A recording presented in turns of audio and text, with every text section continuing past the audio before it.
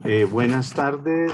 Vamos a continuar con la parte del diseño lógico de bases de datos relacionales. En el día de hoy vamos a mirar la segunda propiedad importante en el diseño de bases de datos relacionales, que se conoce con el nombre de propiedad lossless join. Es tal vez la más importante de todas las propiedades. Es un principio de conservación de los datos o de la información. Bueno, voy a compartir pantalla. Hoy vamos entonces a estudiar la propiedad lossless join. Vamos a estudiar hoy la propiedad lossless join, que es fundamental en el mundo de las bases de datos relacionales. ¿Están viendo mi pantalla, chicos? Sí, profe. Bueno, denme un momentico. Yo voy a apuntar aquí correo.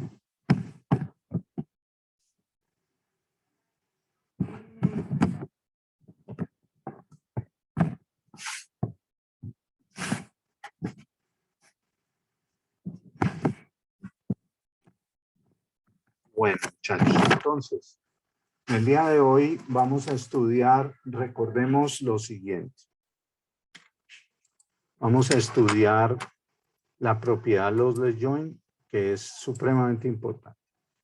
Recordemos entonces que el diseño lógico de bases de datos relacionales comprende estas tres propiedades. Este es el ideal. El ideal es que uno pueda diseñar una base de datos alcanzando determinado nivel de normalización, cumpliendo la propiedad lossless join y conservando las dependencias. Como les decía en una clase anterior, de estas tres propiedades, las dos primeras son siempre logrables. La tercera es la más difícil de alcanzar. Entonces, hoy vamos a estudiar esta propiedad. Es una ley de conservación de los datos o de la información. Así como esta última es una ley de conservación de las dependencias. Estas dos propiedades son fundamentales, son muy importantes. Entonces, cuando uno normaliza, recordemos que lo que veíamos en la clase anterior, que la normalización es un proceso de descomposición de un esquema en subesquemas buscando eliminar o reducir las anomalías asociadas a las operaciones de actualización. Veíamos en esa clase de normalización que cuando uno descompone, lo que busca es reducir o eliminar esas anomalías, pero también la normalización tiene otras implicaciones, como es una disminución de la redundancia, una mejora de los tiempos de actualización, pero puede también conllevar un efecto negativo y es un aumento en los tiempos de consulta. Ahora, ¿qué sucede con la normalización? Como ella es un proceso de descomposición, entonces, ¿qué sucede? Cuando yo tengo un esquema, lo descompongo en otros subesquemas, pueden haber inconvenientes en el sentido de que, digamos que la información que estaba en el esquema original, si yo la necesito, entonces me veo obligado a pegar esos subesquemas mediante joins. Pero en ese proceso de volver a pegar esos esquemas, esos subesquemas para obtener el esquema original, pueden suceder cosas que no son muy buenas, que es lo que vamos a estudiar en el día de hoy. Entonces vamos a mirarlo. Pues, por ejemplo, aquí vamos a ilustrarlo con un ejemplo muy sencillo. Yo tengo esta tabla, ciudad, dirección y código postal. Entonces, imagínense que yo cojo esta tabla y por producto de la normalización yo la descompongo en estas dos tablas que están aquí en la parte de abajo a la izquierda. Entonces, yo tengo aquí una tabla del esquema correo, en este caso ya es una tabla porque tiene tuplas. En esta tabla yo tengo tres columnas que son ciudad, dirección y código postal. Y yo parto esta tabla, por ejemplo, en un proceso de normalización. El proceso de normalización, pues, implica, los procesos de normalización implican, una descomposición, un rompimiento. Entonces yo rompo ciudad, dirección y código postal en estas dos tablas. Por un lado tengo ciudad y dirección y por otro lado tengo dirección y código postal. Entonces, ¿qué quiere decir esto? Que estas dos tablas yo las puedo pegar a través de ¿qué? De dirección. Entonces, la columna común es dirección. Entonces, la pregunta del millón aquí es la siguiente. Si yo rompo un esquema de estos en dos subesquemas, la pregunta es si yo puedo recuperar el esquema original pegando los dos subesquemas. Y resulta que eso no siempre se da. Puede darse el caso de que cuando yo pegue estos dos subesquemas, no solamente obtenga la información que estaba en el esquema original, sino que me puede aparecer basura, me puede aparecer información espúrea. Y ese es el caso. Por ejemplo, mire, ¿qué pasa si yo rompo esta tabla de tres columnas en una que tiene ciudad y dirección? O sea, yo proyecto, yo le aplico un pi a esto y me quedaría esta tabla que está aquí. Y por otro lado, yo rompo con dirección y código postal y me queda esta tabla que está aquí. Ahora, ¿qué pasa si yo las pego? Entonces, noten ustedes que si yo aplico una join, entonces la join pega a través de los valores iguales de las columnas comunes. Entonces, pero noten una cosa, que en la tabla original yo intencionalmente he puesto las mismas direcciones para Bogotá y para Cali. Por ejemplo, la primera tupla de la tabla es Bogotá, carrera 40, número 1520 y el código postal es 3005. Pero ¿qué sucede? La cuestión es que una misma dirección puede estar en varias ciudades. Entonces, supongamos que esa misma dirección, carrera 40, 1520, está también en Cali. Obviamente en Cali tendrá un código postal distinto. Entonces, ¿qué sucede cuando yo pego estas dos tablas? Yo voy a pegar a través de dirección y yo voy a pegar a través de carrera 40. Pero ¿qué sucede? Esta carrera 40 se puede pegar con dos tuplas. Con la primera tupla de la tabla, de la segunda tabla, de la tabla de dirección y código postal, y me va a dar Bogotá, carrera 40 15 20 30 05, que esto corresponde a la tupla original en la tabla. Pero ¿qué pasa? Yo puedo pegar esta tupla con esta tercera que es de Cali. Entonces me va a aparecer, me va a generar una tupla Bogotá, carrera 40 15 20 28 03, y eso resulta que esa información es incorrecta. Entonces, ¿qué pasa? Cuando yo descompongo y luego tengo que hacer joins, me pueden aparecer información espúrea, me puede aparecer basura. En este caso, miren ustedes que la tabla original tenía 4 tuplas. Cuando yo hago la join, ya me aparecen 8 tuplas. Me aparecen 2, 4, 6, 8 tuplas. De esas 8 tuplas, las que están en negrilla son basura, son basura. ¿Qué quiere decir? Que son tuplas que no se corresponden con la realidad. Entonces me aparece una dirección con código de Cali, pero me aparece como Ciudad Bogotá. Y eso es lo que está pasando. Y al revés, me aparece una dirección con código de Bogotá y me aparece como Ciudad Cali. Entonces, esa es la situación que nos llama la atención en el día de hoy. Digamos que lo que llamamos propiedad lossless join, digamos que traducido del inglés es como unión sin pérdida, pero aquí pérdida no significa un faltante. Aquí la propiedad no es porque no se alcancen las tuplas, aquí es por lo contrario. Aquí la pérdida de información se refiere a que se genera información de más, se genera basura. ¿Entendido, muchachos?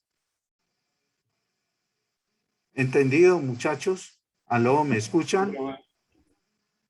¿Aló, me oyen bien? Sí, profe. Bueno, denme en un momentico, ya estoy con ustedes en un momento.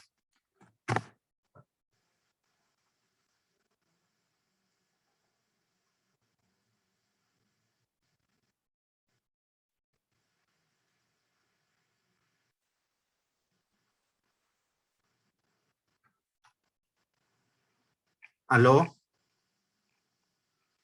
¿Aló? Bueno, entonces noten ustedes que cuando se normaliza se rompe, pero no todos los rompimientos son buenos. O sea que este rompimiento no es bueno. La pregunta es, ¿por qué este rompimiento no es bueno? Porque resulta que en este rompimiento las tablas se están pegando a través de dirección. ¿Y cuál es el problema de pegar a través de dirección? Que una misma dirección puede estar en dos ciudades diferentes. Dicho en otras palabras, recordemos cuáles son las claves de este esquema. Recordemos, veíamos en la clase pasada que este esquema tiene dos claves. Una es ciudad y dirección y la otra es dirección y código postal. O sea que la dirección está en las dos llaves. Entonces, ¿cuál es el inconveniente que hay aquí? Que se está pegando a través de un atributo que forma parte de las llaves, pero no es la llave completa. Si dirección fuera la llave, no habría ningún problema, pero resulta que dirección es una parte de la llave. Y entonces, y es una parte de las dos llaves, y entonces ahí hay un problema, que una misma dirección puede estar en dos ciudades distintas y por lo tanto una misma dirección puede tener dos códigos postales distintos, dependiendo de la ciudad. Entonces, ese es el problema. Entonces, ahora la pregunta es, bueno, ¿y cómo garantizar que se cumpla la propiedad lossless join? ¿Cómo garantizar que si yo rompo una tabla en dos tablas, yo puedo garantizar que se cumple la propiedad lossless join?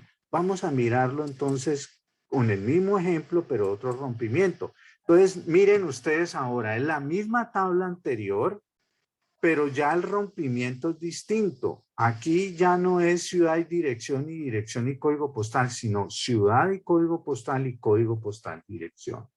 O sea que yo estoy pegando las dos tablas a través de ¿quién? A través de código postal. Y miren ustedes que cuando yo pego a través de código postal, obtengo la tabla original. Mire que aquí no se generaron tuplas espúreas, aquí no se generó basura. Entonces la pregunta es ¿por qué? Por una razón muy importante, porque yo estoy pegando a través de código postal. Y resulta que el código postal es único por ciudad. Recordemos que veíamos esto tiene dos dependencias funcionales. Una es ciudad y dirección implica código postal, pero hay otra dependencia, es que el código postal implica la ciudad. O sea que un código postal no puede pertenecer a dos ciudades distintas. Entonces, esa unicidad del código postal con respecto a la ciudad hace que aquí sí se cumpla la propiedad lossless join. Es decir, que el proceso de descomposición sea reversible. Muchachos, esta es una propiedad muy importante en toda la ciencia. Aquí la estamos viendo con los datos, pero a nivel científico, los científicos siempre están estudiando esto. Por ejemplo, los físicos, los químicos, por ejemplo, los físicos en un proceso, por ejemplo, de descomposición. Imagínate que en un acelerador de partículas, ellos ¿qué hacen? Cogen, por ejemplo, un par de protones y los aceleran a unas velocidades cercanas a la de la luz y los ponen a chocar. Cuando esos dos protones chocan, se descomponen en una cantidad de partículas más pequeñas, pero se conserva el momentum. Recuerden que el momentum es el producto de la masa por la velocidad. Entonces, está garantizado que en esos choques se produce una conservación del momentum. O sea, hay una ley de conservación del momentum. Si antes del choque el sistema estaba formado por dos protones de determinada masa y determinadas velocidades, o sea, había un momentum inicial antes del choque. Después del choque se fragmentan esos protones y producen una cantidad de partículas más pequeñas, con masas más pequeñas y con velocidades también. Entonces, ¿qué sucede? Cuando tú sumas las masas, o sea, los momentos antes y después del choque, esas sumas te dan igual. Entonces, ahí los físicos dicen, mira, hay una ley de conservación del momento. Entonces, hay ciertos procesos físicos conservativos como ese, como hay otros procesos físicos que no son conservativos. Eso lo estudian los físicos, por ejemplo, o los fisicoquímicos en la termodinámica. Hay sistemas donde cuando se produce la descomposición por razones termodinámicas y se producen fenómenos de entropía, esos procesos no son reversibles. Entonces, para los científicos es muy importante clasificar cuándo un proceso físico es reversible y cuándo no. Y para nosotros también. Entonces, aquí la pregunta es, si yo tengo una tabla y yo la rompo en dos o en varias tablas, la pregunta es, ¿ese proceso de rompimiento es reversible? Yo puedo volver a pegar esas tablas y obtener exactamente la tabla original. Si se vuelve a obtener exactamente la tabla original, decimos entonces que se cumple la propiedad lossless join. Si no obtenemos la tabla original, sino que lo que obtenemos es una tabla que además de los datos originales viene con basura, entonces ahí decimos que no se cumple la propiedad lossless join. ¿Entendido, chicos? ¿Aló? Sí, profe. Bueno, muy bien. Entonces vamos a definir qué es esto en la propiedad lossless join. Entonces aquí vamos a definirlo ya formalmente. Y esa propiedad lossless join pues la vamos a trabajar no sobre tablas, sino sobre esquemas. Entonces supongamos que yo tengo un esquema inicial, ya nuestro famoso esquema RTL, recuerde que R es el nombre, T es un conjunto de atributos y L es un conjunto de dependencias funcionales. Y sea rho, yo siempre utilizo esta letra griega, rho. Rho representa rompimiento, descomposición. Entonces yo rompo este esquema RTL en N subesquemas. Estos esquemas más chiquitos los llamamos R1, R2, Rn. Y vamos a tener que T1, T2 y T sub n son conjuntos de atributos más chiquitos que T. Y la unión de ellos me tiene que dar todo T. Entonces miren lo que dice ahí, una descomposición, sea rho, una descomposición de RTL que satisface las siguientes dos condiciones. La unión de los T sub I me tiene que dar todo T para I con 1 desde 1 hasta N. Es decir, si yo rompo el esquema RTL en dos esquemas, por ejemplo T1 y T2, que son subconjuntos de atributos de T, la unión de T1 y T2 me tiene que dar todo T. Es decir, no se me pueden perder atributos. No puede pasar que la unión de los atributos de los subesquemas no llegue a ser igual a T, tiene que ser igual a T. Y viene la propiedad más importante, la que acabamos de expresar en el ejemplo. Si yo rompo esos esquemas, y yo tomo las proyecciones sobre T1, sobre T2, sobre T3, sobre Tn, y R ya es una relación, o sea, R es una tabla. Si yo ya lo miro esto como si R fuera una tabla, yo los pego, esos pedazos, pego esas tablas más chiquitas con joins y me da exactamente la tabla, perdón, me da exactamente la tabla original R. Entonces decimos que row satisface la propiedad los de. Entonces, en eso consiste la propiedad de los Jones, en garantizar que si yo tengo un esquema y lo rompo en N subesquemas más chiquitos, yo debo garantizar que si yo le asociara a ese esquema tablas y a esos subesquemas tablas, yo debo garantizar que si pego esas tablas, yo vuelvo a obtener la tabla del esquema original. ¿Ok? ¿Entendido, muchachos? ¿Aló? Sí, profe, entendido. Vale, muy bien. Ahora, entonces, pero miren lo interesante, muchachos. ¿Cómo garantizar un diseño? ¿Cómo garantizar que cuando yo estoy diseñando la base de datos, recuerden que cuando yo estoy diseñando la base de datos, yo no trabajo con tablas, yo trabajo con esquemas. Eso lo veíamos en la clase pasada con la normalización. Trabajamos era con esquemas. Entonces la pregunta es, mira, ¿cómo garantizo yo? Si estoy diseñando una base de datos, yo estoy trabajando no con tablas, sino con esquemas.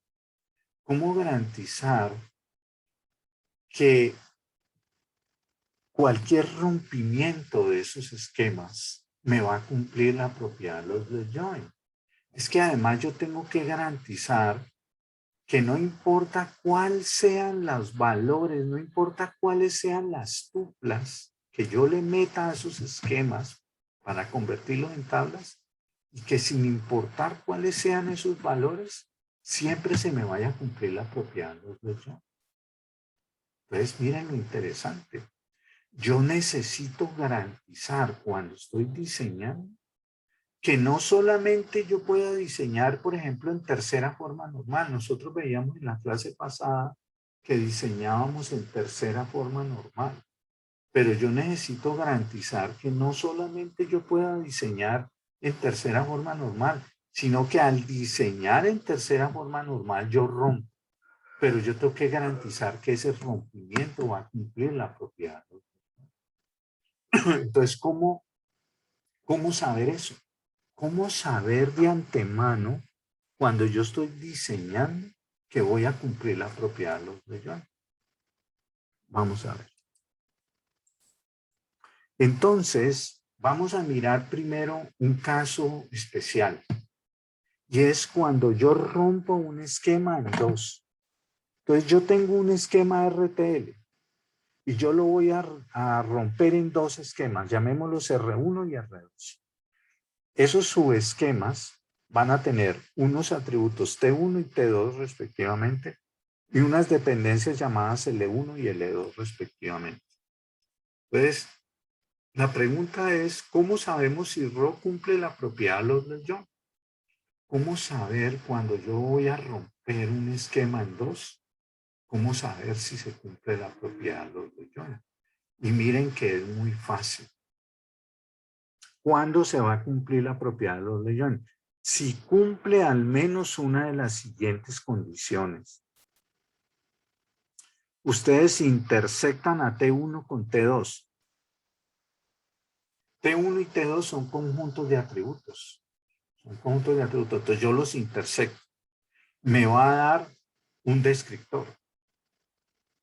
Y si se cumple al menos una de estas dos condiciones, que la intersección implica como dependencia funcional a T1 menos T2 o la intersección implica a T2 menos T1. Miren lo fácil que es. Lo fácil que es darse cuenta cuando un rompimiento de un esquema en dos esquemas va a cumplir la propiedad. Miremos un ejemplo. Entonces tomemos nuestro esquema correo. Entonces en correo tenemos un universo de atributos formado por tres atributos: ciudad, dirección y código postal. Y tenemos dos dependencias funcionales. Ciudad y dirección implican código postal y código postal implica ciudad. Supongamos que nosotros lo rompemos como lo rompimos por acá. Venga, yo me devuelvo un momento.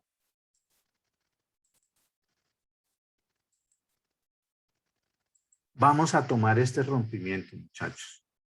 T es ciudad, dirección y código postal. T1 es ciudad y dirección y T2 es dirección y código postal. Por lo tanto, la intersección de T1 y T2 me va a dar dirección. Y vimos que este no cumple la propiedad de los Join. Veámoslo a ver.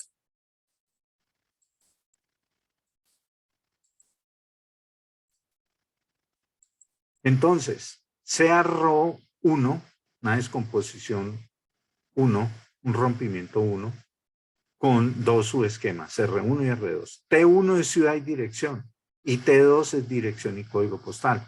La intersección de T1 y T2 me da dirección. T1 menos T2 me da ciudad y T2 menos T1 me da código postal. Pero resulta que la dirección no implica la ciudad y la dirección no implica el código postal. Porque es que una dirección puede estar en dos ciudades distintas y por lo tanto una dirección le pueden corresponder dos códigos postales diferentes. Entonces miren que con este criterio tan sencillo yo me doy cuenta sin necesidad, mire que aquí yo no estoy usando tablas, mire que aquí yo no tengo tuplas, sin necesidad de usar tablas, sin necesidad de usar tuplas, usando el nivel intencional, usando el esquema, yo me puedo dar cuenta si se va a cumplir o no la propiedad de los Join. Dice, por lo tanto, Rho1 no cumple la propiedad de los Join. Porque, ¿qué me dice el criterio que acabamos de ver? Que esta intersección debe implicar cualquiera de estas dos diferencias. O sea que debió haber sucedido que la dirección implica la ciudad o la dirección implica el código postal. Pero resulta que la dirección no implica ni a la ciudad ni al código postal. Entonces, por lo tanto, este rompimiento no va a cumplir la propiedad de los Join. ¿Entendido, muchachos? Sí, ¿Aló? profe. Miremos ahora el otro ejemplo, que fue el otro que vimos ahí en las tablas. Venga, yo me devuelvo.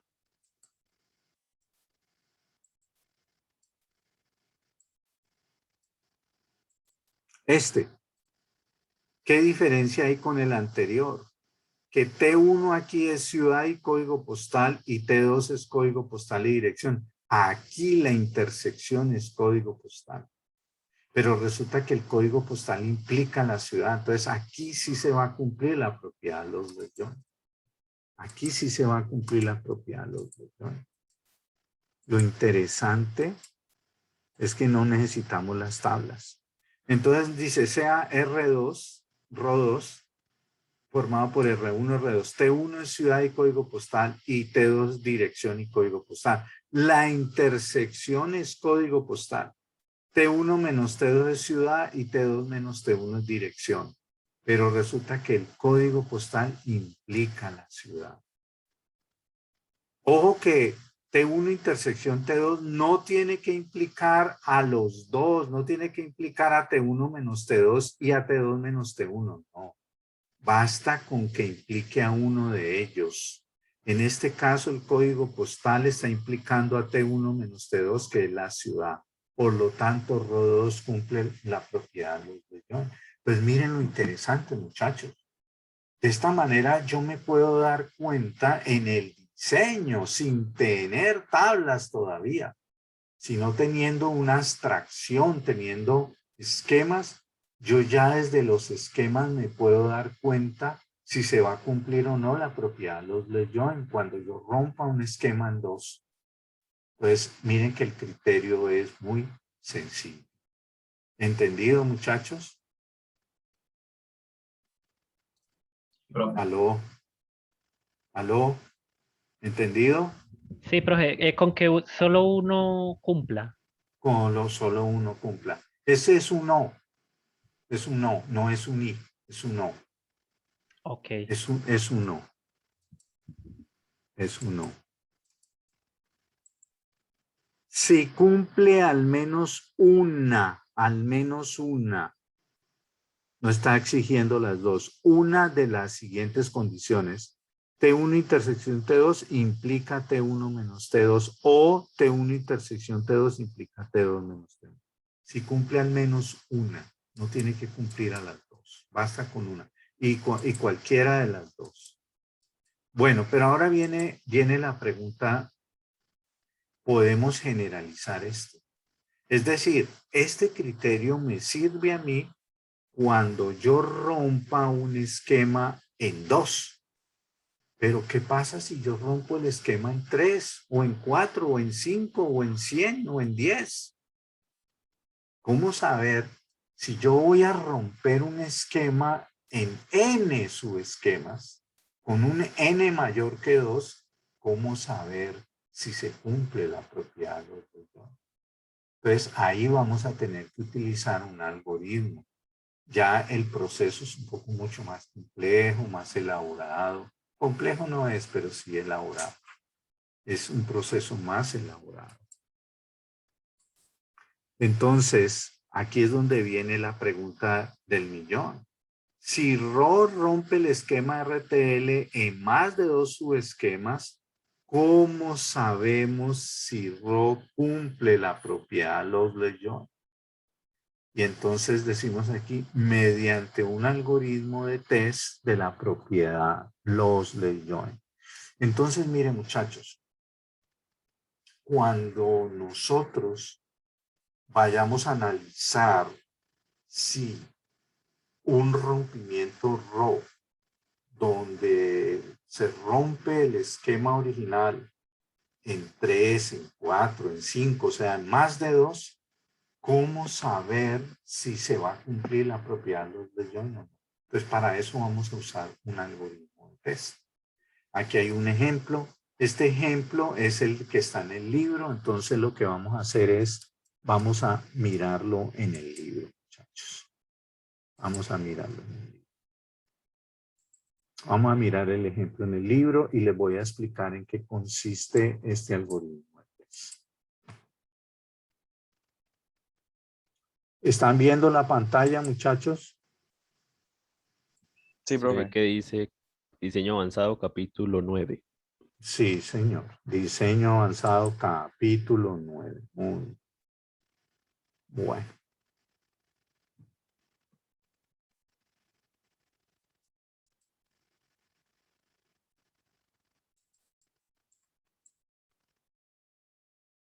Muy bien. Entonces, aquí está la definición de la propiedad Loveless-Join. Aquí está el ejemplo que yo les daba a ustedes. Lo que les expliqué ahí en el PowerPoint, ahí está en el libro. ¿Ok, muchachos? Muy bien. Vamos entonces ahora al test de la propiedad Loveless-Join. Aquí está el algoritmo. Pero yo se los voy a explicar aquí. Vamos a ver un ejemplo. Entonces, este es el ejemplo que vamos a trabajar.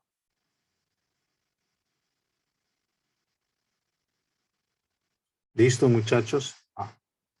¿Ahí lo están viendo? ¿Aló? Sí, profe. El ejemplo Vale. 9.4, ¿cierto? Es el que usted está Ejemplo mostrando. 9.4, eso está en el material del libro que les mandé. Tal. Bueno, entonces, en este ejemplo ejemplo 9.4, tenemos un esquema RTL. Mire que T tiene 5 atributos, A, B, C, D, A, B, C, D. Y tenemos, miren, estas dependencias funcionales. A implica C, B implica C, C implica D, D y E implican C y C y E implica A. Y miren que ese esquema RTL lo vamos a descomponer en 5 subesquemas. Entonces, Rho consta de 5 subesquemas que los llamamos R1, R2, R3, R4 y R5. Tenemos 5 subesquemas. Entonces ya no nos sirve lo del teorema, lo del criterio ese criterio que vimos en realidad es un teoremita, pero pues yo no se los quise enunciar como teorema.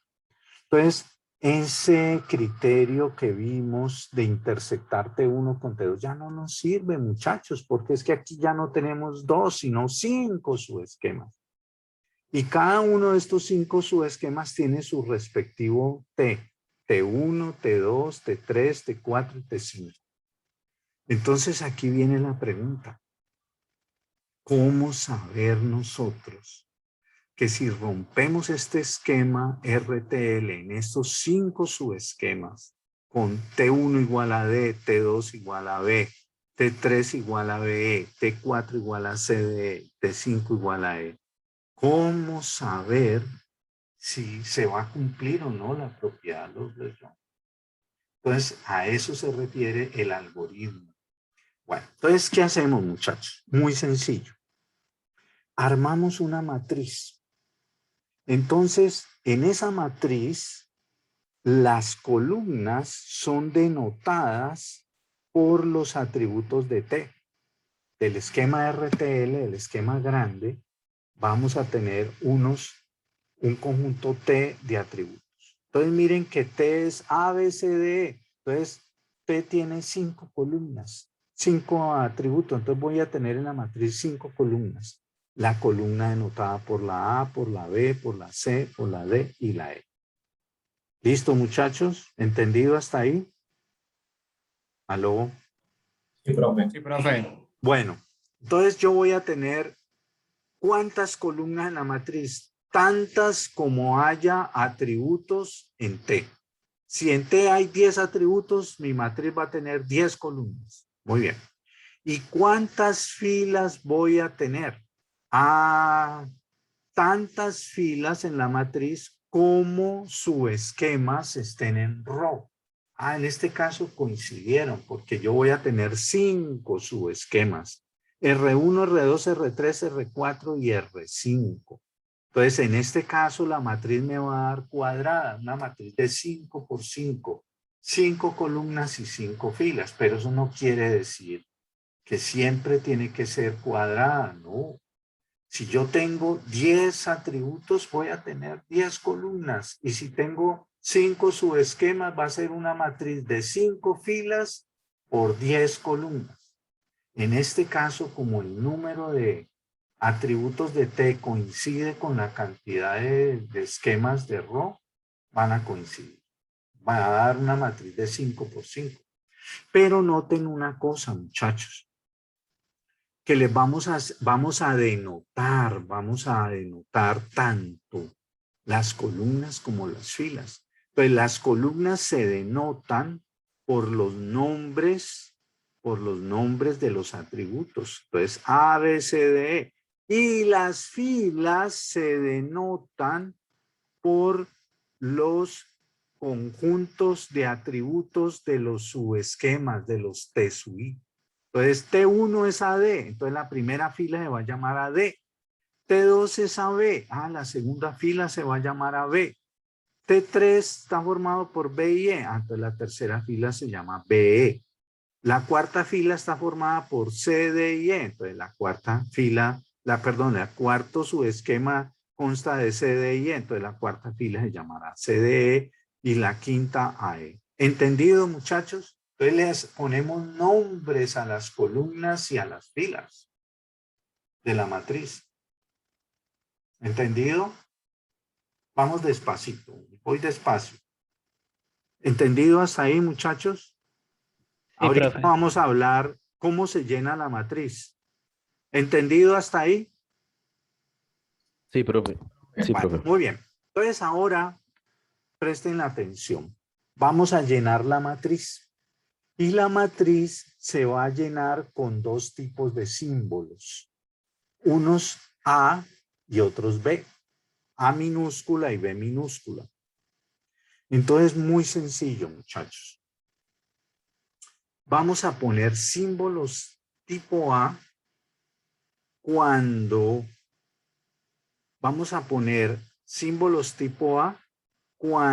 el nombre de la columna esté incluido dentro del nombre del subesquema. Por ejemplo, miren, columna A. Resulta que la A forma parte del subesquema 1, AD. Aquí está la A. Entonces pongo un símbolo tipo A. Y le pongo un subíndice. Ese subíndice me indica la posición de la columna. Ah, esta es la primera columna. La primera columna. Entonces miren lo sencillo que es, muchachos. Nos vamos a parar en la primera columna. Esa columna se llama A. Y para aquellas filas que tengan en su nombre la A, ponemos un símbolo tipo A. Mira, en la primera fila está AD, entonces pongo símbolo A. La segunda fila está AB, pongo símbolo A. Y en la última fila AE, pongo símbolo tipo A. Y le pongo un numerito, un subíndice que me representa la posición de la columna. A1, A1 y A1. ¿Entendido, muchachos? Ahora, ¿qué pasa cuando el nombre de la columna no pertenece a los nombres de los subesquemas? Como en este caso, mire, la A no está en B y E. En ese caso, entonces, en la matriz no ponemos un símbolo tipo A, sino un símbolo tipo B.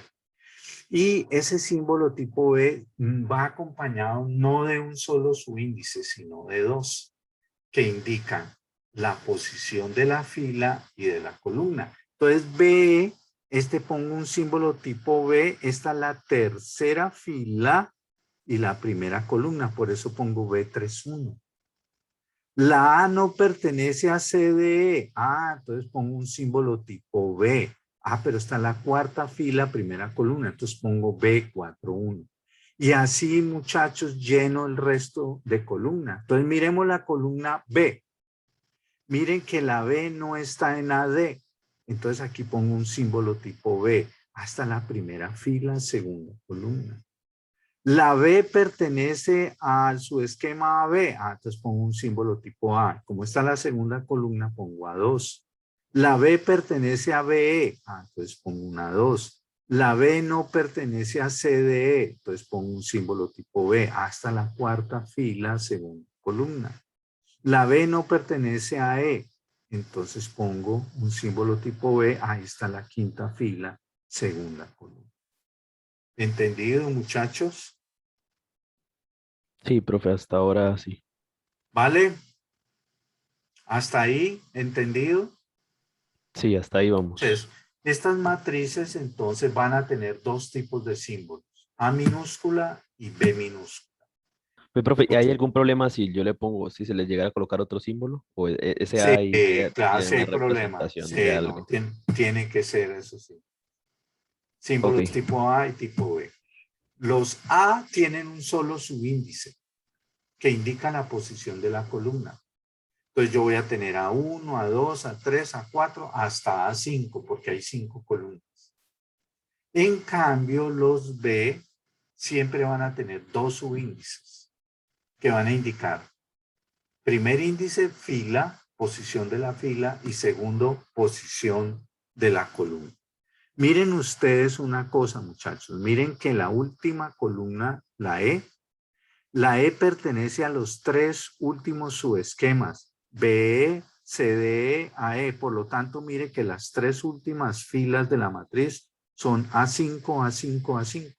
Como la E está ahí, símbolo tipo A. Y como es la quinta columna, pongo un 5, A5, A5, A5. Y como la E no está en las dos primeras, entonces sería un B15 y un B25. ¿Entendido, muchachos? sí, ¿Aló? profe. Sí, profe. Sí, profe, Listo. entendido. Bueno, muy bien. Ahora viene lo siguiente, muchachos. Vamos a empezar a unificar los símbolos de esta matriz. ¿Y cómo lo vamos a hacer? Lo vamos a hacer teniendo en cuenta las dependencias funcionales de L. Entonces, mire que en L yo tengo también 5 dependencias funcionales. A implica C, B implica C, C implica D, D implica C y C implica A. Entonces vamos a coger dependencia por dependencia. Entonces cogemos la primera dependencia. A implica C. A implica C. Entonces resulta que el lado izquierdo es está denotado por el atributo A, o sea, la columna A. El lado izquierdo es la columna A y el lado derecho es la columna C. Entonces, ¿qué hacemos, muchachos? Nos paramos en esas dos columnas, la A y la C. Entonces, fíjense únicamente en la columna A y en la C. Olvídense de la B, la D y la E. ¿Listo? Parémonos en la columna A, que es la que está al lado izquierdo. Entonces, nos paramos en la columna que está en el lado izquierdo, la A. Y miramos si hay dos o más filas que tengan el mismo símbolo. Pregunto, ¿allí hay dos o más filas que tengan el mismo símbolo bajo la columna A? Sí, profe, la Sí, primera, la profe. segunda y la última. Eso, entonces miren, la primera, la segunda y la quinta. A1, A1, A1. Entonces, ¿qué hacemos? Nos vamos a la columna del lado derecho, que es la C. Nos vamos a la columna C y vamos a unificar los símbolos que estén bajo la columna C en las mismas posiciones que acabamos de mirar en A. O sea, primera, segunda y quinta. Vamos a unificar esos símbolos. Entonces, mire, yo tenía bajo la columna A que en las filas primera, segunda y quinta tenían unos símbolos iguales. Entonces, lo que vamos a tratar nosotros es que en la columna C, en la primera, segunda y quinta fila, me quede también símbolos iguales. Ah, pero mire, profesor, es que en la primera fila está B13, en la segunda está B23 y en la quinta está B53. Ah, entonces tengo que unificarlos. ¿Qué quiere decir eso? Que cuando ustedes tengan que unificar símbolos tipo B, que tengan subíndices distintos, ustedes adoptan uno de ellos. Ustedes adoptan uno de ellos. ¿Cuál? Cualquiera. Aquí hay tres opciones. Yo puedo adoptar B13, o puedo adoptar B23, o puedo adoptar B53. ¿Qué quiere decir eso? Que el B23 yo lo puedo convertir en 1.3 y el 5.3 también lo puedo convertir en 1.3. O hubiera podido adoptar el 2.3, hubiera podido adoptar el 5.3. La primera vez que yo hago eso así, allí, cuando compiten, digamos, sus tres subíndices, y yo adopto uno de ellos, yo puedo adoptar cualquiera. Pero si más adelante, supongamos que yo adopto el 1.3, si más adelante ese 1.3 tiene que volver a competir, si ya lo escogí una vez, lo tengo que volver a escoger. Entonces, mire, ¿cuál es la idea con esto, muchachos? Que aquellas filas de la columna representada por el lado izquierdo de la dependencia, aquellas filas que tengan símbolos iguales, me van a implicar que las filas de la columna del lado derecho de la dependencia, en este caso C, también deban tener símbolos iguales. Entonces, por eso yo voy a unificar los símbolos bajo C. Entonces, vamos a adoptar 1.3. Entonces, ¿qué vamos a hacer? Este 2.3 lo va a convertir en 1.3 y este 5.3 lo va a convertir en 1.3. Entonces, miren, muchachos, así me quedaría. Miren, fíjense ustedes en la columna A y en la C. Entonces, aquí tengo A1, A1, A1, primera, segunda y quinta. Y mire que aquí en C me quedaron iguales también. B13, B13 y B13. ¿Entendido, muchachos? ¿Entendido? ¿Aló? Sí, profe, si el símbolo que está en el lado derecho de la flechita es un B, o sea, si en la columna C tenemos B, entonces cojo cualquiera de los Bs de Eso. Y y ahora los viene repito, y lo los reemplazo. repite.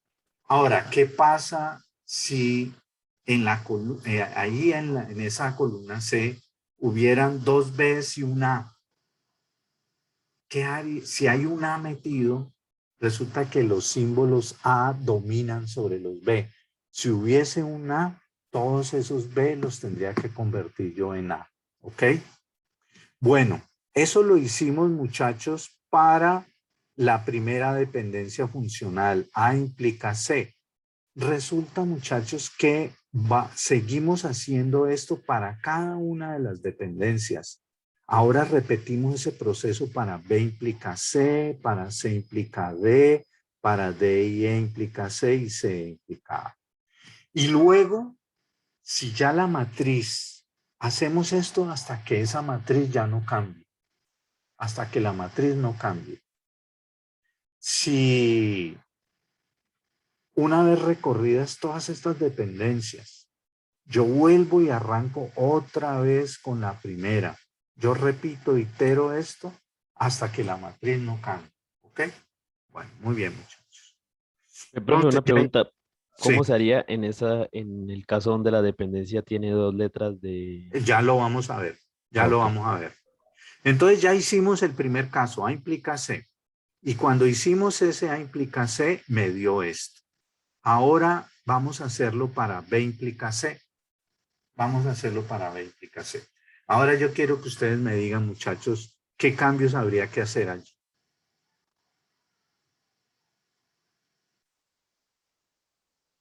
¿Cómo debería cambiar la matriz? Apliquémoslo para B implica C. Entonces, primero en B buscaríamos las Sí, filas donde hay A. dos o más, no A, no. Donde hay dos o más símbolos iguales, porque puede ser que no hayan A's.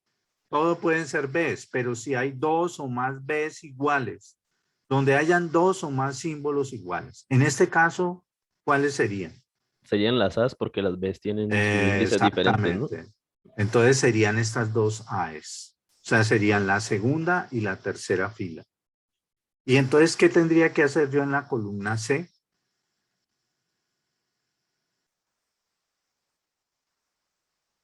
En esas Voy, mismas voy, posiciones, escoger uno. Sí. ¿Cuál escojo? Debemos escoger uno 3 porque ya lo hemos escogido antes, ¿no? Exactamente. Entonces, ¿qué es lo que tocaría hacer aquí? Este B33, convertirlo en 1,3. Entonces, vamos a mirarlo acá. Mírenlo ahí, muchachos. Miren. Entonces, mire ya cómo va la matriz. Entonces, aquí ya me quedaron todas las B's me quedaron iguales. Miren, todas las B me quedaron iguales. Muy bien. Sigamos entonces con la siguiente dependencia funcional. C implica D.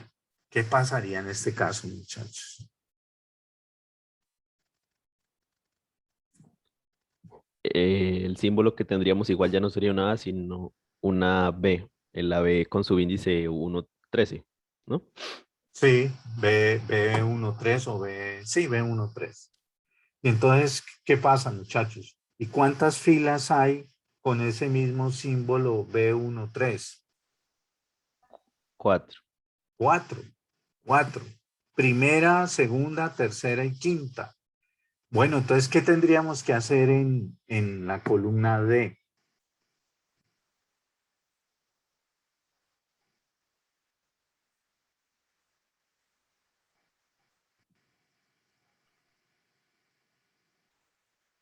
Profe, no hay que coger la cuarta fila porque es el que tiene la A en C y como en D, en esa misma fila también hay una A, ¿puedo distribuirla para todos? No. Pero no se fije en la que es diferente. Fíjense, a ver, ¿cuáles son las filas iguales en C? ¿Cuáles son? Como dijiste, primera, segunda, tercera y quinta. Entonces, ¿en qué filas bajo la columna D me debo fijar? En la primera, la segunda, la tercera y la quinta. Eso, primera, segunda, tercera y quinta. Entonces, la primera, A4, segunda, B24, tercera, B34 y quinta, B54. Necesito estas cuatro filas dejarlas igualitas, adoptar un solo símbolo.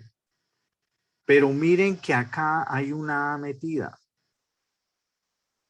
Miren, aquí hay una A metida. Entonces, cuando hay una A metida, La A domina sobre las B.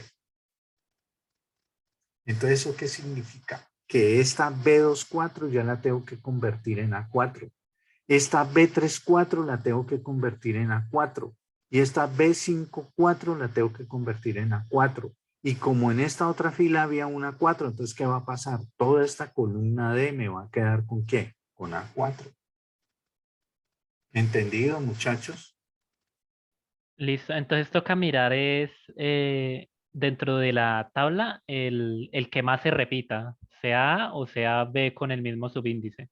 Yo creo que lo primero No sería es- buscar si existe una A. Y entonces, si existe una A, ella va a dar dominancia en todo lo demás. Exactamente. Y Si luego, existe si una no A, existe ¿no? una A, vamos a revisar si existen Bs que sean iguales y escoger esa como la que se va a poner en la mayoría de en las columnas que sea necesario, Mire, muy ¿no? sencillo. Cuando usted tenga que hacer este proceso de unificación, usted primero debe identificar cuáles son las filas que debe unificar, como en este caso, primera, segunda, tercera y quinta.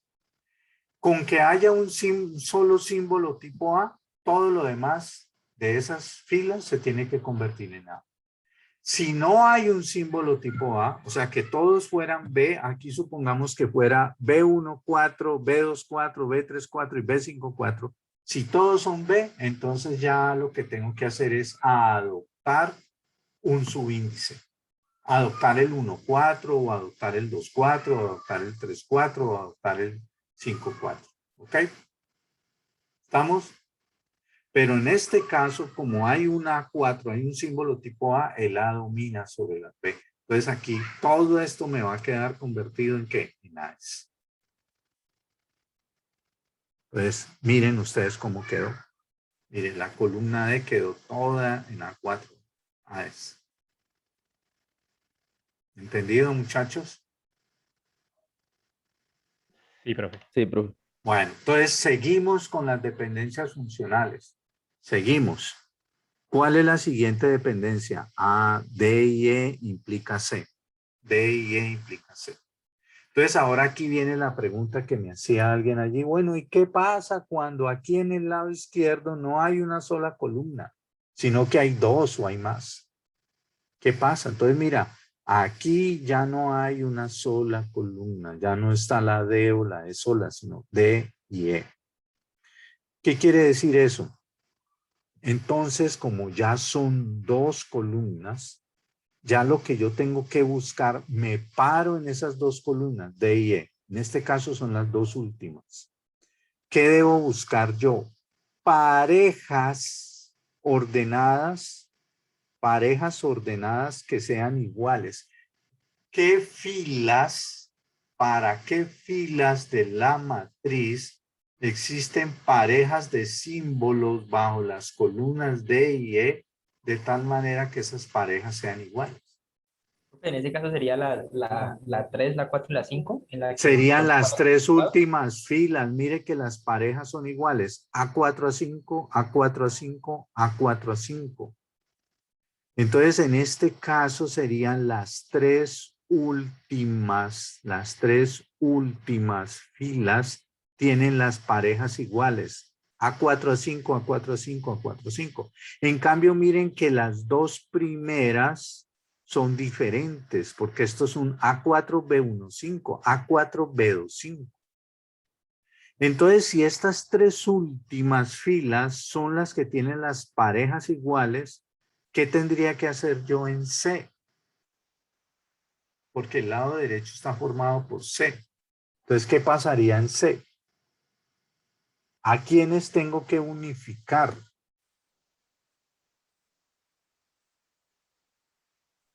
La fila 3, la 4 y la 5. La 3, la 4 y la 5. ¿Y cómo daría esa unificación? A sub 3, en lugar de SB13 en la tercera fila, en la cuarta fila se queda el A sub 3 y en la quinta fila reemplazamos por una sub 3. Exactamente, muy bien. Como yo tengo que igualar estos tres, pero aquí hay metido un A, entonces este B13 lo tengo que convertir en A3 y este B13 que está aquí al final también en A3. Entonces, ¿cómo me va a quedar la columna C? Me va a quedar B13, B13 y aquí me va a quedar A3, A3, A3. Entonces, ¿cómo va a quedar esa columna? Las dos primeras filas con B13 y las tres últimas con A3. Bien, muy bien. Mírenlo ahí, muchachos. B13, B13 y las tres últimas con A3. A3, A3, A3. ¿Entendido, muchachos? ¿Ven que es sencillo? Profe, yo tengo una pregunta. Sí. En el caso, pues no sé si eso se puede dar, ¿no? Pero en el caso donde nosotros, por ejemplo, fuera una 6 por 6 y tuviéramos tres, por ejemplo, de estas que se repetían acá y acá hubieran otras tres, pero unas fueran B y las otras fueran A, Muy bien, muy buena pregunta, lo felicito. ¿cómo procedo? ¿Cómo sé cuál escoger? ¿Tiene Exactamente. predominancia el azar? No, no, no. Imagínate, por ejemplo, que tú tienes bajo una columna, tienes dos, como a ti te dicen, busque dos o más filas con símbolos iguales. Por ejemplo, miremos este caso, por ejemplo, aquí de C. Por ejemplo, este caso de C. Miremos esta columna nos sirve. Mira, supongamos que yo tuviera C solito implica a E, por ejemplo. C implica a E, por ejemplo. C solito implica a E, por ejemplo. Y mira que aquí tenemos dos filas, estas dos filas tienen el mismo símbolo y estas tres últimas tienen el mismo símbolo. ¿Cómo hacemos? Muy sencillo, se hacen unificaciones independientes. Yo hago una unificación con respecto a estas dos y una unificación con respecto a estas tres, pero la unificación de estas dos es independiente de estas tres. Entonces, por ejemplo, como estos dos son iguales, yo tendría que convertir este B15, B25, tendría que adoptar uno de los dos subíndices. Y aquí tendría que unificar. Lo que pasa es que en este caso ya está unificado. Ok, supongamos, apliquémosle esto. Supongamos que C implica B. Supongamos que C implica B. ¿Qué pasaría, muchachos? En este caso yo tendría que unificar aquí en B estos dos e independientemente unificar estos tres. Lo que pasa es que en este caso me va a dar todo a 2, porque si yo unifico estos dos, como hay una A, esta vez se convierte en A. Y aquí en estos tres, como hay una A, también se me convertiría en A. Pero digamos que cuando usted tenga dos o más filas con símbolos iguales, pero los símbolos totales son diferentes, como en este caso, las dos primeras filas tenían, bajo la columna C, yo tengo dos filas con B13 y tengo otras tres filas con A3. Entonces, yo unifico con respecto a cada uno, independiente uno del otro. ¿Ok, muchachos? ¿Entendido? Qué bueno que hayas Ok. hecho esa observación, es muy, muy importante. Bueno, muy bien, chicos, continuemos. Ahora tenemos este caso. C implica A. ¿Cómo sería en este caso, muchachos?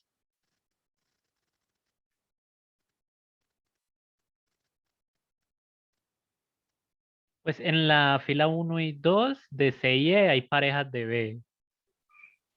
Y en las últimas tres filas hay parejas de A. Entonces sería lo que nos explicaste de que haríamos una No, no, unificación. no, no, pero ojo, ojo, ojo, ojo, ojo. Las parejas tienen que ser iguales. Entonces, las tres últimas está bien, porque las parejas son A3 a 5, A3 a 5, A3 a 5, pero las dos de arriba no me sirven, porque tengo un B13, B15 y un B13, B25. Si aquí fuese un 1,5, ahí sería el caso que acabo de explicar, pero en este caso no aplica. Ojo, las dos primeras filas no aplican, porque las parejas no son iguales. B13, B15 no es igual a B13, B25. Entonces, aquí las que son iguales son únicamente las tres últimas. A3 a 5, A3 a 5, A3 a 5. Bueno, entonces, ¿cómo sería la unificación en A?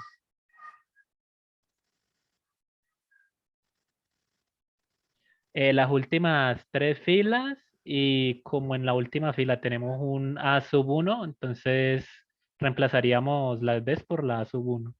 Eso, muy bien. Entonces, ¿qué va a pasar? Necesito unificar las tres últimas.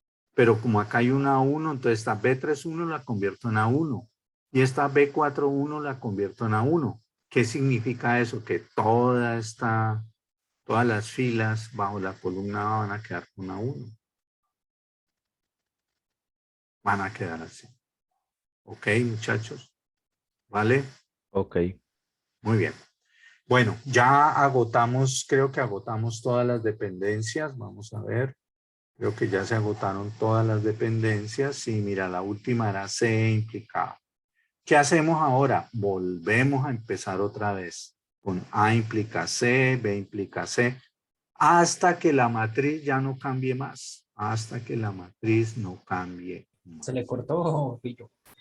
¿Cómo? No se le cortó. Dijo que hasta la matriz, no, hasta que la matriz no cambie más. No cambie más. Muy bien. Entonces estamos aquí. Qué pena, profe, es que tengo la conexión como en esta.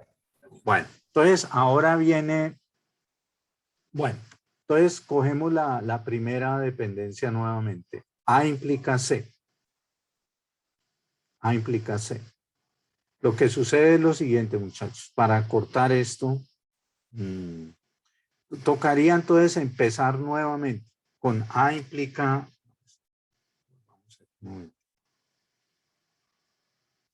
con A implica C, B implica C, C implica D. ¿Ok?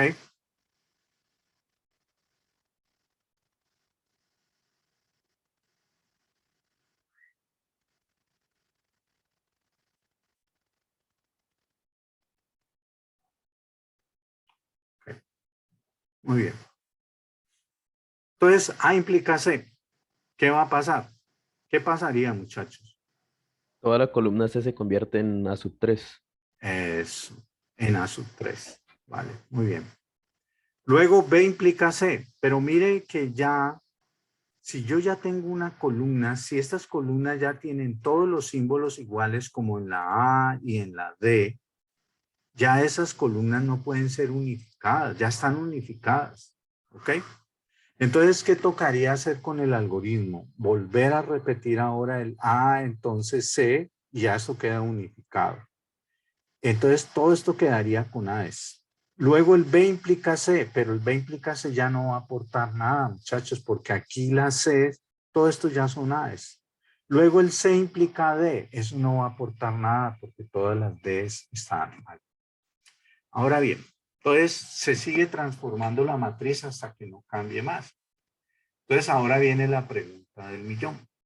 ¿Y cómo sé yo si se cumple o no la propiedad loss-less join?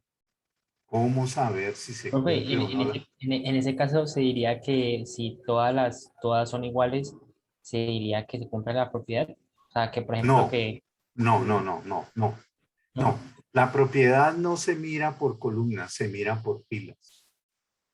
Entonces, ¿cómo sé yo si se cumple la propiedad loss-less join? Muy sencillo. Después de que usted ya su matriz no cambia más, si queda una fila, al menos una fila, donde todos los símbolos son tipo A, entonces se cumple la propiedad de los join. Mire, por ejemplo, la tercera fila aquí. Tengo A1, A2, A3, A4, A5. Si a ti te queda una fila como esta tercera fila, donde todos los símbolos son tipo A, entonces se cumple la propiedad de los join. Si ninguna de las filas quedó únicamente con símbolos tipo A, entonces no se cumple la propiedad de los join. Alejandro Arce, sí, dime, te escucho. Profe, entonces en el caso, por ejemplo, en el que yo hice todas las dependencias y pues puedo seguir haciéndole más, repitiendo que empecé de nuevo, por ejemplo, en el A, entonces C y así, entonces, si en el caso sin repetirlas todavía, porque es el caso en el que no se ha repetido, y yo encuentro que una de las filas ya me cumple, entonces no necesito seguir continuar No haciendo. necesita seguir, usted puede parar. En el momento, en el momento, en el momento en que a usted en la matriz le quedó una fila con símbolos tipo A, en ese momento ya usted puede parar y decir, se cumple la propiedad lossless join. Por ejemplo, aquí no hemos repetido el proceso, no hemos repetido el proceso del A implica C, el B implica C, pero ya hay una fila con símbolos tipo A, no hay necesidad entonces de volver a repetir esas transformaciones sobre la matriz. Pero si en cada fila hay al menos una B,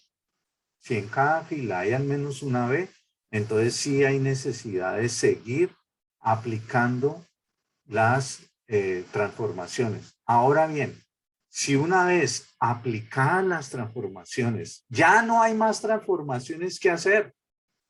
Ya esa matriz no cambia más, ya no hay más cambios. Y en todas las filas de la matriz quedó alguna B, entonces quiere decir que esa descomposición no cumple la propiedad de los lossless, no la cumple. Pero anticipadamente, si me quedó ya una fila, como en este caso, formada únicamente por símbolos tipo A, entonces se cumple la propiedad lossless join. ¿Entendido, muchachos? Entonces miren que este es un algoritmo muy sencillo y miren que cuál es la ventaja que tiene esto, muchachos. Miren que en ningún momento estamos trabajando con tablas. En ningún momento necesitamos trabajar con datos. No necesito tener tablas para saber que las tablas que yo le asocie a estos esquemas van a cumplir la propiedad lossless. Es decir, devolvámonos. Es decir, muchachos, que si yo rompo este esquema en estos 5 subesquemas, es decir, si yo estos 5 subesquemas yo los convierto en tablas, yo cojo una tabla con 2 columnas A y D, otra tabla con 2 columnas A y B, otra tabla con 2 columnas B y E, una tabla con 3 columnas C, D, E y una tabla con 2 columnas A y E. Si yo convierto esto en tablas, sin importar los valores que yo meta ahí, yo sé que esa descomposición va a cumplir la propiedad lossless join, sin importar los valores. Ojo, cuando yo digo sin importar los valores, es que los valores que meta, eso sí, tienen que cumplir estas dependencias funcionales, obvio. Entonces, si yo creo una tabla de 2 columnas A y D, o yo tengo, por ejemplo, esta tabla C, D y E, como yo tengo una dependencia C implica D, quiere decir que en esta tabla yo puedo meter cualquier valor en la tabla, en las tuplas, pero deben satisfacer la dependencia funcional C implica D. Puedo meter cualquier valor, pero eso sí, no se puede dar una violación de ninguna de las dependencias funcionales. Es decir, que hayan 2 valores de C iguales que le correspondan 2 valores de D distintos. Ok, chicos. Entonces, miren lo interesante. Desde este nivel de abstracción, desde este nivel intencional, donde estamos trabajando con esquemas, no estamos trabajando con tabla, yo ya estoy garantizando, cuando estoy diseñando la base de datos, sin necesidad de tener ya la base de datos con tablas cargadas de datos, yo ya sé que este diseño va a cumplir la propiedad de lossless join. Entonces, miren lo interesante, muchachos, ¿vale? Entonces, ¿qué es? Voy a dejar de compartir un momento. Venga, yo vuelvo a compartir pantalla un momentico. Miremos. Entonces, muchachos, recordemos esto, que en el diseño me interesan estas 3 cosas. Ah, mira, yo quiero hacer un diseño en tercera forma normal, pero que cumpla la propiedad lossless join. Y ahora resulta otro detalle, muchachos. Y es que cuando yo rompo un esquema en subesquemas, no solamente me puede generar problemas con los datos, con la información, que cuando yo los pegue, ya pensando en tablas, yo los pegue con joins, me aparezca basura. No se cumpla la propiedad de conservación de los datos. También puede pasar que se me pierdan las dependencias funcionales. Entonces yo puedo tener una dependencia funcional que se da en el esquema RTL, pero resulta que luego esa dependencia funcional no se cumple en los subesquemas. Entonces, ese es el tercer detalle que nos interesa estudiar. Entonces, ¿cuál es el ideal, muchachos? Que yo pueda diseñar en una forma normal tal que yo pueda garantizar, oye, en esta forma normal no hay anomalías. No hay anomalías, la redundancia es mínima, se cumple la propiedad lossless join y se conservan las dependencias. Ese es el ideal. Vamos a ver que ese ideal es lograble cuando nosotros diseñamos en tercera forma normal. O sea, podemos garantizar diseños en tercera forma normal que cumplan lossless join y conserven las dependencias. Pero cuando yo normalizo mucho, yo ya paso a la forma normal de Boyce Code o paso a la cuarta forma normal, ya no puedo garantizar las tres propiedades. Esta última, la de la conservación de las dependencias, es la más difícil de garantizar. Pero estas dos siempre es posible garantizarlas. Entonces, ¿qué vamos a ver en la próxima clase, muchachos? Vamos a ver este tema de la conservación de dependencias y vamos a ver un algoritmo de diseño por síntesis que nos va a permitir a nosotros diseñar en tercera forma normal, cumpliendo los lossless join y conservando las dependencias. Esos algoritmos por síntesis nosotros le vamos a dar de entrada un insumo. ¿Cuál es el insumo? Le vamos a dar el esquema RTL, eso sí, con L recubrimiento minimal, y le vamos a dar un conjunto K con todas las claves. Ahora entienden por qué, muchachos, insistí yo en el tema de recubrimientos minimales y de cálculo de claves, porque los vamos a necesitar aquí. Para yo poder garantizar un buen diseño, yo tengo que partir de que el esquema RTL tiene un L que es recubrimiento minimal, es decir, un L donde no hay redundancias, un L donde no sobran dependencias y no sobran atributos, no hay atributos extraños. Y además necesito conocer no una sola clave, necesito conocer todas las claves. Pues dado esos insumos, dado un esquema RTL y dado con L recubrimiento minimal y dadas las claves, el algoritmo lo que va a hacer es que me va a botar un diseño. Me va a botar un diseño donde todos los esquemas que me bote van a estar en tercera forma normal. Y me va a garantizar que además se cumple la propiedad de los guiones y me va a garantizar que además se conservan todas las dependencias. ¿Entendido, chicos? Alejandro, sí. Entendido, profe. Profe, yo tenía una pregunta. Profe, ¿es posible que pronto nos puedas mandar la presentación? Pues porque como las anteriores veces hemos hecho los ejercicios en el Word y tú nos has mandado al Word, pero pues en este caso no hemos no hemos hecho como tal un ejercicio en el Word. Sí, Entonces, sí, yo les mando la presentación. Además, aunque obviamente también queda en la grabación. sí, Bueno, claro. chicos, Vale, vale. gracias.